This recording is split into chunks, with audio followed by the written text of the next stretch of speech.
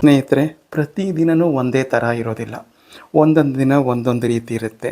ಇವತ್ತು ನಾನು ಬೆಳಗ್ಗೆ ಲೇಟಾಗಿದ್ದೆ, ಫ್ರಿಡ್ಜಲ್ಲಿ ನೋಡಿದೆ ಬದನೇಕಾಯಿ, ಟೊಮೆಟೊ, ಆಲೂಗೆಡ್ಡೆ ಹೊರಗಿಟ್ಟಿದ್ದೆ. ಫ್ರಿಡ್ಜಲ್ಲಿ ಬದನೇಕಾಯಿ, ಟೊಮೆಟೊ ಇತ್ತು. ಏನು ಮಾಡೋದು ತಿಂಡಿ? ದಿಢೀರಂತ ಮಾಡ್ಕೋಬೇಕು, ರುಚಿಯಾಗೂ ಇರಬೇಕು, ಕಡಿಮೆ ಸಮಯದಲ್ಲಿ ಬೇಗ ಆಗಬೇಕು. ಆ ರೀತಿಯಾದ ಒಂದು ತಿಂಡಿಯನ್ನು ನಾನಿವತ್ತು ಮಾಡ್ತಾಯಿದ್ದೀನಿ.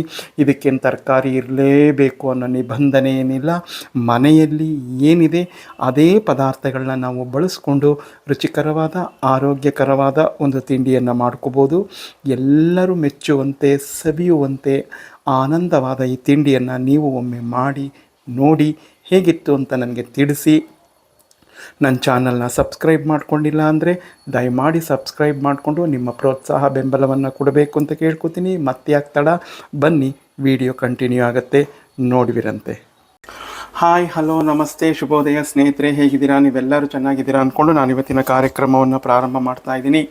ಇವತ್ತು ನಾನು ಬೆಳಗ್ಗೆ ಲೇಟಾಗಿದ್ದೆ, 6:50 ಆಗೋಗಿತ್ತು ನಾನು ಎದ್ದಾಗ. ಏನು ಮಾಡೋದಪ್ಪ ಅಂತ ಅಂದ್ಕೊಂಡೆ. ಗಡಿಬಿಡಿಯಲ್ಲಿ ಒಂದು ಬಾತ್ ಮಾಡೋಣ ಅಂದ್ಕೊಂಡೆ. ಸುಲಭವಾಗಿ ಮನೆಯಲ್ಲೇ ಇರ್ತಕ್ಕಂಥ ಇಂಗ್ರೀಡಿಯೆಂಟ್ಸ್ನೆಲ್ಲ ಸೇರಿಸ್ಕೊಂಡು ಮಾಡ್ತಾಯಿದ್ದೀನಿ. ಅದನ್ನು ನಿಮ್ಮ ಜೊತೆ ಶೇರ್ ಮಾಡಬೇಕು ಅನ್ನಿಸ್ತು, ಶೇರ್ ಮಾಡ್ತಾಯಿದ್ದೀನಿ. ನೋಡಿ, ಈಗ ಒಂದು ಬಾಣಲೆ ಇಟ್ಕೊಂಡಿದ್ದೀನಿ. ಬಾಣಲೆಗೆ ಒಂದು 3-4 ಸ್ಪೂನು ಕ್ರಿಯಾ ಫುಡ್ಸ್ ರವರ ಪರಿಶುದ್ಧವಾದ ಕಡಲೆಕಾಯಿ ಎಣ್ಣೆಯನ್ನು ಹಾಕ್ಕೊಂಡಿದ್ದೀನಿ. ಅದು ಬಿಸಿಯಾಗಲಿ. ಸ್ನೇಹಿತರೆ, ಎಣ್ಣೆ ಬಿಸಿ ಆಗ್ತಾ ಬಂದಿದೆ. ಈಗ ನಾನು ಇಡೀ ಗರಂ ಮಸಾಲೆಗಳು ತೊಗೊಂಡಿದ್ದೀನಿ. ನೋಡಿ, ಅನಾನಸ್ ಹೂವು, ಒಂದು 4-5 ಲವಂಗ, ಒಂದು ಸ್ವಲ್ಪ ಚಕ್ಕೆ ತುಂಡು, ಆಮೇಲೆ 2 ಮರಾಠ ಬೊಗ್ಗು, ಮತ್ತು ಪಲಾವ್ ಎಲೆ, ಇದಿಷ್ಟನ್ನು ತೊಗೊಂಡಿದ್ದೀನಿ. ಇದಿಷ್ಟನ್ನು ಒಟ್ಟಿಗೆ ಹಾಕಿ ಒಂದು 30 ಸೆಕೆಂಡಷ್ಟು ಇದನ್ನು ಹುರ್ಕೊತೀನಿ. ನೋಡಿ ಸ್ನೇಹಿತರೆ, ಇದನ್ನು ಹುರಿದಿದ್ದಾಗಿದೆ. ಈಗ ನಾನು ಒಂದು ದಪ್ಪಗೆಂಡೆ ಈರುಳ್ಳಿಯನ್ನು ಈ ರೀತಿ ಉದ್ದುದ್ದವಾಗಿ ಹೆಚ್ಚಿಟ್ಕೊಂಡಿದ್ದೀನಿ. ಹಾಗೆ ನಮ್ಮ ಮನೆಯ ಖಾರಕ್ಕೆ ಅನುಗುಣವಾಗಿ ಹಸಿಮೆಣಸಿನ್ಕಾಯಿನ ಹೀಗೆ ಸೀಳಿಟ್ಕೊಂಡಿದ್ದೀನಿ. ಇದು ನನ್ನ ಹತ್ರ ಉಳಿದಿದ್ದಂಥ ಸ್ವಲ್ಪ ಪುದೀನ ಸೊಪ್ಪು, ಅದನ್ನೇ ಬಳಸ್ಕೊತಾ ಇದ್ದೀನಿ. ಇಲ್ಲಿ ಸ್ವಲ್ಪ ಬೆಳ್ಳುಳ್ಳಿ ಮತ್ತು ಶುಂಠಿಯನ್ನು ಜಜ್ಜಿಟ್ಕೊಂಡಿದ್ದೀನಿ. ಇದಿಷ್ಟನ್ನು ಒಟ್ಟಿಗೆ ಹಾಕಿ ನಾನು ಹಸಿ ವಾಸನೆ ಹೋಗೋವರೆಗೂ ಫ್ರೈ ಮಾಡ್ಕೊತೀನಿ. ನೋಡಿ, ನಾನು ಬೆಳಗಿನ ಗಡಿಬಿಡಿಯಲ್ಲಿ ಈ ಜೀರಿಗೆ ಮತ್ತು ಸೋಂಪು ಹಾಕದೆ ಮರ್ತೋಗಿತ್ತು. ಈಗ ಹಾಕ್ತಾಯಿದ್ದೀನಿ. ಇದನ್ನು ಈರುಳ್ಳಿ ಹಾಕೋಕ್ಕೂ ಮುಂಚೆ ಹಾಕ್ಕೊಳ್ಳಿ ಸ್ನೇಹಿತರೆ. ಹಾಕ್ಕೊಂಡು ನಂತರ ನಾವು ಈ ಬಾಕಿದನ್ನು ಇಂಗ್ರೀಡಿಯೆಂಟ್ಸ್ ಹಾಕ್ಕೋಬೇಕು. ನನಗೆ ಆತ್ರದಲ್ಲಿ ಮರ್ತೋಯ್ತು. ಈಗ ಹಾಕ್ಕೊತಾ ಇದ್ದೀನಿ, ದಯಮಾಡಿ ಕ್ಷಮಿಸಿ. ಈಗ ಇದರಲ್ಲಿ ಮಿಕ್ಸ್ ಮಾಡ್ಕೊಳ್ಳೋಣ. ಏನು ಮಾಡೋಕ್ಕಾಗಲ್ಲ, ಒಮ್ಮೊಮ್ಮೆ ಈಗ ಆಗುತ್ತೆ. ಅದಕ್ಕೆಲ್ಲ ತಲೆ ಕೆಡಿಸ್ಕೊಳ್ಳೋ ಅವಶ್ಯಕತೆ ಇಲ್ಲ. ಅಲ್ಲಿಗೆ ಅದನ್ನು ಈಗ ಹಾಕ್ಕೊಂಡು ನಾವು ಅಡ್ಜಸ್ಟ್ ಮಾಡ್ಕೋಬೇಕು. ಅದೇ ಒಂದು ನಳಪಾಕದ ಗುಟ್ಟು. ಸ್ನೇಹಿತರೆ ನೋಡಿ, ಸ್ವಲ್ಪ ಹಸಿ ವಾಸನೆ ಹೋಗಿದೆ, ಈರುಳ್ಳಿ ಹೊಂಬಣ್ಣಕ್ಕೆ ತಿರುಗಿದೆ. ಈಗ ಸ್ವಲ್ಪ ಕರಿಬೇವಿನ ಸೊಪ್ಪು ಹಾಕ್ಕೊತಾ ಇದ್ದೀನಿ. ಅದ್ರ ಜೊತೆಗೆ ಪುಡಿ ಹಿಂಗೆ ಹಾಕ್ಕೊತಾ ಇದ್ದೀನಿ. ಹಿಂಗೆ ಆಪ್ಷನಲ್, ನಿಮಗಿಷ್ಟ ಇದ್ದರೆ ಹಾಕ್ಕೋಬೋದು, ಇಲ್ಲ ಅಂದರೆ ಬಿಡ್ಬೋದು. ಹಾಗೆ ಅಡಿಗೆ ಅರಿಶಿನ ಹಾಕ್ಕೋತಾ ಇದ್ದೀನಿ. ಮತ್ತು ಸ್ವಲ್ಪ ಜೀರಿಗೆ ಹುಡಿ ಹಾಕ್ಕೊತಾ ಇದ್ದೀನಿ. ಮತ್ತು ನಾವೇ ಮನೆಯಲ್ಲಿ ಮಾಡಿದಂಥ ಗರಂ ಮಸಾಲ ಹುಡಿ ಸ್ವಲ್ಪ ಹಾಕ್ಕೊಂಡಿದ್ದೀನಿ. ಇದನ್ನೆಲ್ಲನೂ ಈಗ ಮಿಕ್ಸ್ ಮಾಡ್ಕೊಂಬಿಡೋಣ.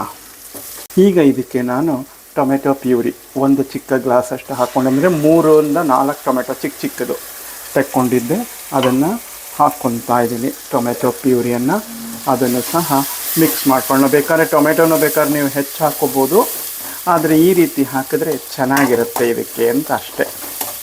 ಯಾವ ಗ್ಲಾಸ್ನಲ್ಲಿ ನಾನು ಟೊಮೆಟೊ ಪ್ಯೂರಿ ಮಾಡ್ಕೊಂಡಿದ್ದೆ ಅದೇ ಗ್ಲಾಸ್ನಲ್ಲಿ 1 ಗ್ಲಾಸು ಹುಣಸೆ ಹುಳಿ ಹಾಕ್ಕೋತಾ ಇದ್ದೀನಿ. ಇದು ನಿಮ್ಮ ಮನೆಯ ರುಚಿಗೆ ಅನುಗುಣವಾಗಿ ನೀವು ಈ ಹುಣಸೆ ಹುಳಿಯನ್ನು ಹಾಕ್ಕೊಳ್ಳಿ. ನೋಡಿ, ಈಗ ಇದನ್ನೆಲ್ಲ ಮಿಕ್ಸ್ ಮಾಡ್ಕೊಳ್ಳೋಣ. ಈಗ ಇದು ಕುದಿ ಬರಲಿ. ನಾನು 2 ಪಾವು ಅಕ್ಕಿ ಅನ್ನವನ್ನು ಈಗ ಮಾಡಿ ಹಾರಾಕೊಂಡಿದ್ದೀನಿ ತಣ್ಣಗಾಗಲಿ ಅಂತ. ಅದಕ್ಕೆ ಎಷ್ಟು ಬೇಕೋ ಅಷ್ಟು ನಾನು ಮಾಡ್ಕೋತಾ ಇದ್ದೀನಿ. ನೀವು ಹೆಚ್ಚಿಗೆ ಬೇಕಾದರೂ ಮಾಡಿಕೊಂಡು ನೀವು ಇದನ್ನು ಎತ್ತಿಟ್ಕೊಂಡ್ರೆ, ಇದು ಏನು ಫ್ರಿಡ್ಜಲ್ಲಿ ಇಡಬೇಕು ಅಂತಿಲ್ಲ, ಹೊರಗಡೆನೇ ಇಟ್ಕೋಬೋದು. ಒಂದು 10 ದಿನ ಧಾರಾಳವಾಗಿ ಬರುತ್ತೆ. ನೀವು ಸಾರ್ಗೀರು ಮುಗಿದಾಗ ಈ ಗೊಜ್ಜನ್ನು ಹಾಕ್ಕೊಂಡು ಅನ್ನಕ್ಕೆ ಕಲಿಸ್ಕೋಬೋದು. ಈಗ ರುಚಿಗೆ ತಕ್ಕಷ್ಟು ನಾನು ಕಲ್ಲುಪ್ಪು ಹಾಕ್ಕೋತಾ ಇದ್ದೀನಿ. ಇದಕ್ಕೆಲ್ಲ ಹುಡಿ ಉಪ್ಪು ಬಳಸಬೇಡಿ, ಕಲ್ಲುಪ್ಪೆ ಬಳಸಿ, ಆರೋಗ್ಯಕ್ಕೂ ಒಳ್ಳೆಯದು ಮತ್ತು ರುಚಿನೂ ಚೆನ್ನಾಗಿರುತ್ತೆ. ಸ್ನೇಹಿತರೆ ನೋಡಿ, ರೆಡಿ ಆಯಿತು ಗೊಜ್ಜು. ನಿಮಗೆ ಕಾಣ್ತಾ ಇರ್ಬೋದು, ಲೈಟಾಗಿ ಎಣ್ಣೆ ಸಹ ಬಿಟ್ಕೊತಾ ಇದೆ. ಇಷ್ಟ ಆದರೆ ಸಾಕು ನಮಗೆ. ಇದನ್ನು ನೀವು ಹೊರಗಡೆನೇ ಒಂದು 10 ದಿನಗಳ ಕಾಲ ಈ ಗೊಜ್ಜನ್ನು ಇಟ್ಕೋಬೋದು. ಹೆಚ್ಚಿಗೆ ಮಾಡಿ ಇಟ್ಕೊಂಡ್ರೆ ತುಂಬ ಚೆನ್ನಾಗಿರುತ್ತೆ.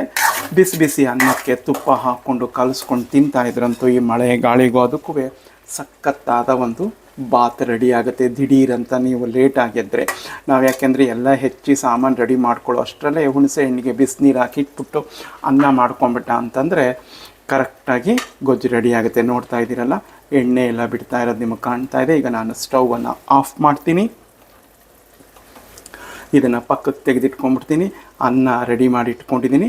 ಈಗ ಅದಕ್ಕೆ ಇದನ್ನು ಹಾಕ್ಕೊತೀನಿ. ಸ್ನೇಹಿತರೆ ನೋಡಿ, ಅನ್ನವನ್ನು ಹಾಕ್ಕೊಂಡಿದ್ದೀನಿ, ತಣ್ಣಗಾಗಿದೆ. 1 ಸ್ಪೂನಷ್ಟು ಸಕ್ಕರೆ ಹಾಕ್ಕೊಂಡಿದ್ದೀನಿ. ನಿಮ್ಗೆ ಇಷ್ಟ ಇಲ್ಲ ಅಂದರೆ ಸ್ಕಿಪ್ ಮಾಡ್ಕೋಬೋದು. 2 ಸ್ಪೂನಷ್ಟು ತುಪ್ಪವನ್ನು ಹಾಕಿದ್ದೀನಿ. ತುಪ್ಪ ಹಾಕ್ಕೊಂಡಷ್ಟು ತುಂಬ ಚೆನ್ನಾಗಿರುತ್ತೆ ಯಾವುದೇ ಅನ್ನಕ್ಕಾದ್ರೂ. ಈಗ ನಾನು ಮಾಡ್ಕೊಂಡಿರೋ ಈ ಗೊಜ್ಜನ್ನು ಹಾಕ್ಕೊತೀನಿ ಇದಕ್ಕೆ. ನೋಡಿ ಸ್ನೇಹಿತರೆ, ಸಂಪೂರ್ಣವಾಗಿ ಎಲ್ಲ ಹಾಕ್ಕೊಂಡಿದ್ದೀನಿ. ಈಗ ಇದನ್ನು ನಾನು ಮಿಕ್ಸ್ ಮಾಡ್ಕೊಂಡ್ಬಿಡ್ತೀನಿ. ನೋಡಿ ಸ್ನೇಹಿತರೆ, ಸಂಪೂರ್ಣವಾಗಿ ಕಲಸಿದ್ದೀನಿ. ತುಂಬ ಚೆನ್ನಾಗಿ ಬಂದಿದೆ. ನೀವು ಮಾಡಿ ತಿನ್ನಿ, ಹೇಗಿತ್ತು ಅಂತ ನನಗೆ ಕಮೆಂಟ್ನಲ್ಲಿ ತಿಳಿಸಿ. ನೋಡಿ, ನಾನು ಮಾಡ್ಕೊಂಡಿರ್ತಕ್ಕಂಥ ಗೊಜ್ಜು ಸಂಪೂರ್ಣವಾಗಿ 2 ಗ್ಲಾಸ್ ಅಕ್ಕಿಗೆ, ಅಂದರೆ 2 ಪಾವ್ ಅಕ್ಕಿಗೆ ಸರಿ ಹೋಯಿತು. ಹೆಚ್ಚಿಗೆ ಮಾಡಿಕೊಂಡು ಬೇಕಾದ್ರೆ ನೀವು ಇಟ್ಕೊಂಡು ಸಾಯಂಕಾಲ ಬಿಸಿ ಬಿಸಿ ಅನ್ನ ಮಾಡಿಕೊಂಡು ತುಪ್ಪ ಹಾಕ್ಕೊಂಡು ಗೊಜ್ಜನ್ನು ಹಾಕಿ ಕಲಿಸ್ಕೋಬೋದು. ಈ ಗೊಜ್ಜನ್ನು ಏನು ಫ್ರಿಡ್ಜಲ್ಲಿ ಇಡಬೇಕು ಅನ್ನೋ ಅಗತ್ಯ ಇಲ್ಲ. ಹೊರಗಡೆನೇ ಒಂದು 10 ದಿನ ಇಟ್ಕೋಬೋದು, ಏನು ತೊಂದರೆ ಇಲ್ಲ. ತುಂಬ ಚೆನ್ನಾಗಿರುತ್ತೆ. ಒಮ್ಮೆ ಮಾಡಿ ನೋಡಿ. ಸ್ನೇಹಿತರೆ, ನಾನೀಗ ತಿಂಡಿ ತಿನ್ನೋ ಕೂತ್ಕೊಂಡಿದ್ದೀನಿ. ಹೇಗಿದೆ ಅಂತ ತಿಂದು ಹೇಳ್ತೀನಿ. ರುಚಿಕರವಾದ ಈ ಬಾತನ್ನು, ಒಂಥರ ಬಾತೇ ಇದು, ತುಂಬ ಚೆನ್ನಾಗಿರುತ್ತೆ. ನಾ ಘಮ್ ಅಂತ ಇದೆ ರೀ.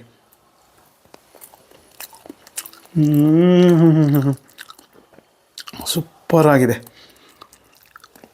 ಎಷ್ಟು ಚೆನ್ನಾಗಿದೆ ಅಂದರೆ ಅದ್ಭುತವಾಗಿದೆ, ಸಖತ್ತಾಗಿದೆ. ಇದ್ರ ಜೊತೆಗೆ ಯಾವ ಚಟ್ನಿ ಬೇಡ, ಏನು ಬೇಡ. ಆದರೆ ಮಸಾಲೆ ವಡೆ ಇದ್ದರೆ ಸಖತ್ತಾಗಿರುತ್ತೆ. ಇದನ್ನು ಮಾಡೋಕ್ಕೆ ಟೈಮ್ ಇರಲಿಲ್ಲ ನನಗೆ. ಇನ್ನು ಮಸಾಲೆ ವಡೆ ಯಾರು ಮಾಡ್ತಾ ಕೂತ್ಕೊಳ್ಳೋರು. ಇದೇ ಸಖತ್ತಾಗಿದೆ. ಕೃಷ್ಣ ಅರ್ಪಣಮಸ್ತು ಅಂತ ತಿನ್ನೋಣ.